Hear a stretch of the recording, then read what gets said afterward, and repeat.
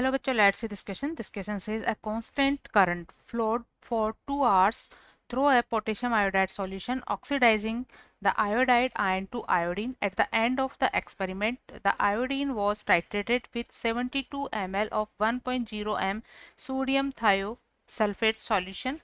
What was the average rate of current flow in ampere? Key concept for this question is calculation of average rate of current for the oxidation of I minus into I2. Key concept for this question is calculation of average rate of current, average rate of current for oxidation of I minus into I2. I minus को I2 में oxidise करने के लिए required current को यहाँ में calculate करना है। अब जैसा कि 1 ग्राम इक्विवेलेंट का चार्ज 1 फैराडे के इक्वल होता है। Charge of 1 gram equivalent electrons is equal 1 Faraday. Then charge of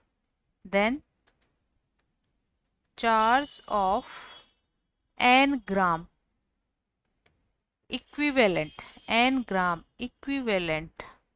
electrons are equal nf, और इस चार्ज को हम q लिखेंगे। चार्ज इज इक्वल q और q इज इक्वल हो जाएगा nf, और यहाँ हम n इज इक्वल लिख सकते हैं q upon f।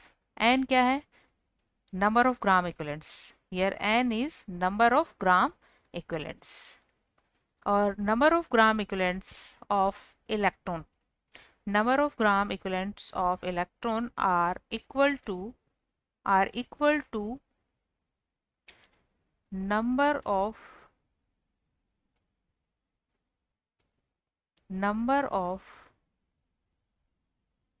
gram equivalent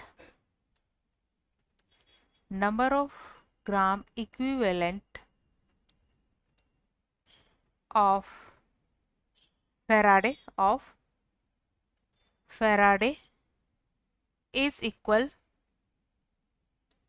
n equivalent of I minus, क्योंकि I माइनस जब I2 में ऑक्सीडाइज होता है तो 2I2 यहाँ 2 इलेक्ट्रॉन यूज करते हैं, तो एक मोल ऑफ I माइनस कितना यूज करेगा? 1। तो n gram equivalent of I minus कितने यूज करेंगे? n gram equivalent of Faraday use करेंगे। इज इक्वल हम ये लिख सकते हैं n इक्विवेलेंट ऑफ Na2S2O3। इसको हम इस तरह से भी लिख सकते हैं।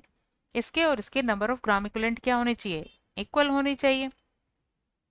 सो यहाँ से अगर हम n की जगह लिखें q अपॉन f, तो q क्या होता है? चार्ज, और चार्ज को लिखते हैं हम करंट इनटू टाइम, और f होता है फैराडे। फैराडे की वैल्यू कूलाम में होती है 96500 कूलाम। ये किसके इक्वल होगा? Number of gram equivalent of I minus, या number of gram equivalent of sodium thiosulphate.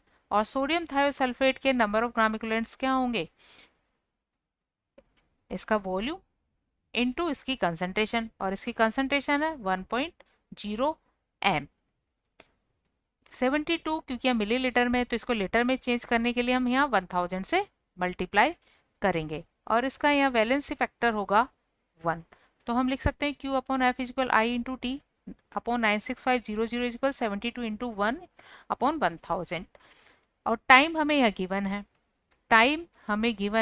2 hours. ये 2 आवर्स, और 2 आवर्स सेकेंड में चेंज करेंगे तो 2 इंटू 60, तो ये होगा 2 इंटू 3600। सो ये वैल्यूज हम यहाँ पुट करेंगे, और यहाँ से हम आई वैल्यू निकाल लेंगे, और आई वैल्यू हो जाएगी 72 इंटू 96500 अपॉन 1000 इंटू 2 इंटू 3600 और इसे कैलकुलेट करने पर आई वैल्यू हमें मिलती है 0.965 एम्पियर। ये वैल्यू हमें एम्पियर में मिलती है। सो करंट की वैल्यू हमें मिलती है 0.965 ampere.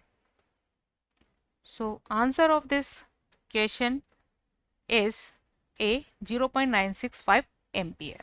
Hope you understood it well. Best of luck.